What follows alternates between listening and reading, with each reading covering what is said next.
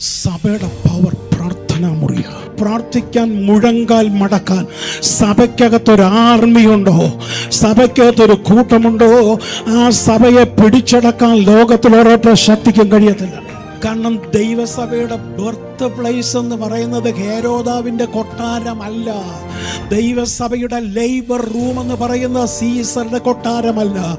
ദൈവസഭയുടെ labour room എന്ന് പറയുന്നത്, പ്രസവ മുറി എന്ന് പറയുന്നത്, ഒരു കൊച്ചു മുറിക്കകത്തിരുന്ന് പ്രാർത്ഥിച്ച 120 പേരാണ്. അവർ മുട്ടുമടക്കാൻ തുടങ്ങിയപ്പോ, അവർ പ്രാർത്ഥിക്കാൻ തുടങ്ങിയപ്പോ, അവരുടെ മേൽ ആമേൻ കൊടുങ്കാറ്റ് സമാനമായി എല്ലാവരുടെ മേലും പതിഞ്ഞിരിക്കുന്ന ഒരാത്മമണ്ഡലം ഇറങ്ങിയപ്പോ എല്ലാവരും ആത്മാവ് നിറഞ്ഞ് അന്യഭാഷകളിൽ സംസാരിച്ചു തുടങ്ങി. ഈ ഒരു പവർ എന്റെ മേൽ ഉണ്ടെങ്കിൽ മാത്രമേ ആമേൻ ഈ മർത്യ ശരീരത്തിൽ നിന്ന് യേശുവിനെ മരിച്ചവൻ ഉയർത്തെഴുന്നേൽപ്പിച്ച ആ പവർ എന്റെ മേൽ ഉണ്ടാകണം.